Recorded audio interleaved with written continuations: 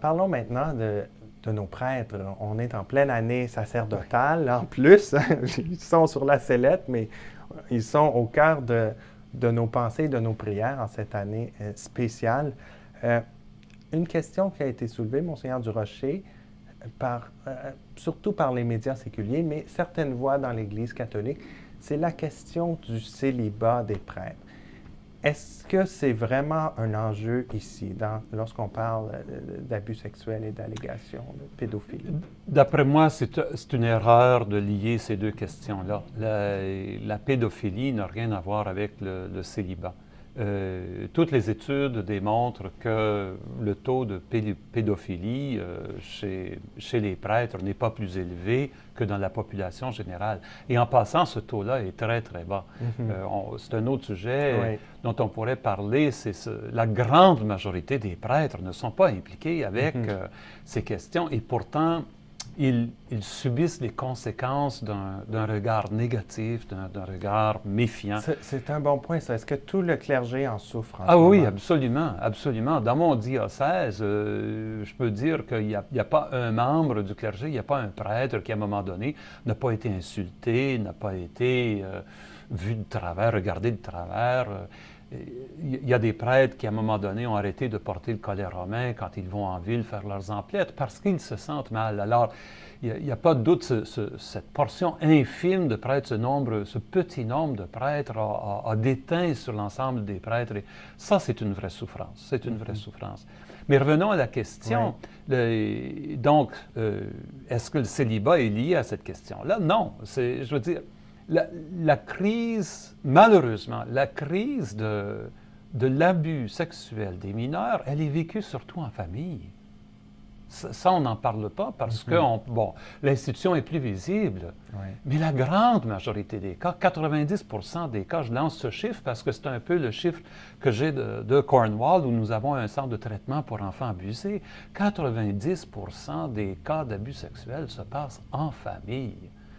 Ça, il faut se poser des questions sérieuses. Donc, ce n'est pas une question de célibat. Maintenant, il se peut très bien que des gens qui aient des problèmes sexuels fonciers, soit au niveau de leur identité sexuelle ou de l'intégration de leur sexualité, se servent d'un milieu, d'un poste, on pourrait dire, celui du prêtre, qui est bien vu dans la société, pour cacher leur déviance. Ça se peut. Et ça implique toute la question ensuite. La formation et de la... Exactement. Le screening, la formation, l'accompagnement, tout ça.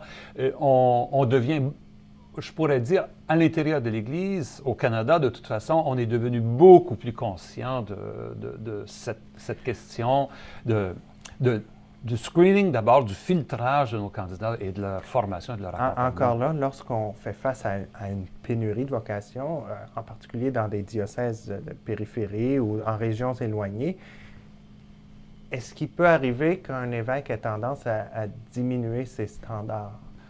Est-ce que ça peut arriver? Je suppose que oui, j'espère que non.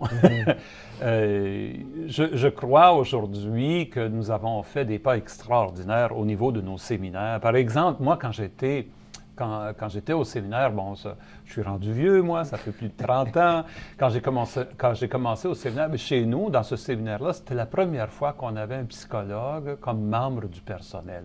Et que, comme candidat, nous avions accès au service d'un psychologue. Moi, je me souviens être allé pour des rencontres, justement pour échanger avec un psychologue sur des questions de maturité sexuelle, d'intégration sexuelle. C'était nouveau, ça.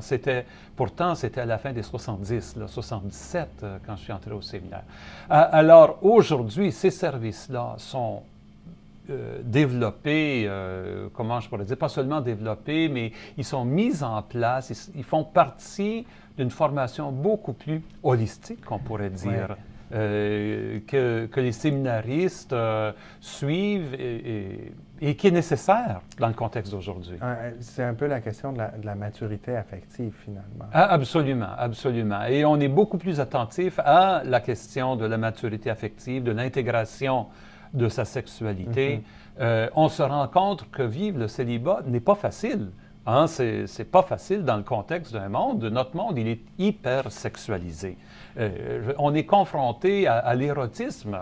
Mon Dieu, 24 heures sur 24, on ouvre la télévision, on ouvre un journal, on va au cinéma continuellement. Vivre le célibat dans un contexte comme celui-là demande une maturité plus grande. Et il faut assurer l'accompagnement nécessaire pour nos candidats à la prêtrise. C'est beau ce que vous dites, parce que vous ne blâmez pas nécessairement la société pour ça. C'est pas que je blâme la société, je fais juste reconnaître que c'est plus difficile de vivre l'engagement au célibat, la chasteté, puis pas juste pour les prêtres, pour tous les disciples du Christ. Hein? C'est difficile, tu sais, quand Jésus il dit écoutez, celui qui regarde une femme, en parlant des hommes, celui qui regarde une femme avec un certain désir a déjà commis l'adultère. Mais aujourd'hui, on est presque tous coupables. Hein? On vit dans cette société-là, il faut vivre, il faut apprendre à vivre dans cette société-là. Que peuvent faire les laïcs, les fidèles laïcs, Monseigneur Durocher, pour justement aider leurs prêtres, les prêtres, à vivre leur vocation pleinement et à vivre en adulte, à vivre cette maturité affective, probablement? Il y aurait tellement... bon, premièrement, je dirais la première chose, c'est d'être ami des prêtres. Les prêtres, en s'engageant au célibat, ne se sont pas engagés à la solitude affective. Et ça, il faut le dire, hein, parce qu'on peut-être qu'on... Des fois, non, c'est pas évident. C'est pas évident. Moi, je donne un petit exemple. Je me souviens une fois que j'étais jeune prêtre, c'était la veille du jour de l'an, je me suis retrouvé au presbytère seul. Bon, je me suis fait à souper, j'ai regardé un peu la télévision, je suis allé me coucher. Et le dimanche suivant, je rencontre la mère d'un de mes amis d'école secondaire, parce que j'étais prêtre dans le village où j'avais grandi. Et elle m'arrive, elle dit, j'ai pensé t'inviter pour la veille du jour de l'an. J'en ai parlé avec mon mari, puis mon mari a dit, ben non, ils ont leur vie, les prêtres. Alors, puis là, j'ai dit, mon Dieu, j'aurais donc aimé me retrouver dans une famille, dans un milieu amical, familial pour fêter la veille du jour de l'an. Alors, oui, être ami des prêtres. Oui. Parce que, comme je dis, les prêtres n'ont pas fait un vœu de solitude affective. L'amitié, il me semble, de bonnes amitiés sont essentielles pour la vie d'un prêtre, une vie équilibrée. Et il faut encourager les prêtres à se développer des amitiés. Parfois, on voit chez des paroissiens des jalousies qui se créent « Ah, le prêtre est allé chez un, puis il n'est pas venu chez moi. » Non, il ne faut pas faire des jeux comme ça. Il me semble qu'il faut soutenir les prêtres dans cette amitié-là. Il faut être attentif. Quand on voit des signes chez le prêtre qu'il y a quelque chose qui ne va pas, il faut être capable de lui en parler. Il faut être capable de confronter. Il faut être capable de dire... Tu sais, monsieur l'abbé, monsieur le curé, j'ai vu telle chose, ça va-tu pas? Et si on a des inquiétudes plus sérieuses, de laisser savoir aux supérieurs, de laisser savoir à d'autres prêtres. Le prêtre a reçu un appel particulier d'être au service de son peuple en imitant le Christ qui est pasteur. Et ce service-là est un très, très beau service. Il faut reconnaître la grandeur de cette vocation-là, tout en reconnaissant que celui qui cherche à y répondre, il doit cheminer dans la foi comme tout disciple du Christ doit cheminer dans la foi. Alors, il faut dire merci aux prêtres. Il faut reconnaître le don qu'ils ont fait de leur vie. Il faut les apprécier. Il faut leur donner des signes qu'on est heureux qu'ils soient là. Hein? Il faut faire ça. Et en même temps, il faut accepter qu'ensemble, nous cheminons vers la grâce et dans la grâce. Moi, c'est comme ça que je vois ça.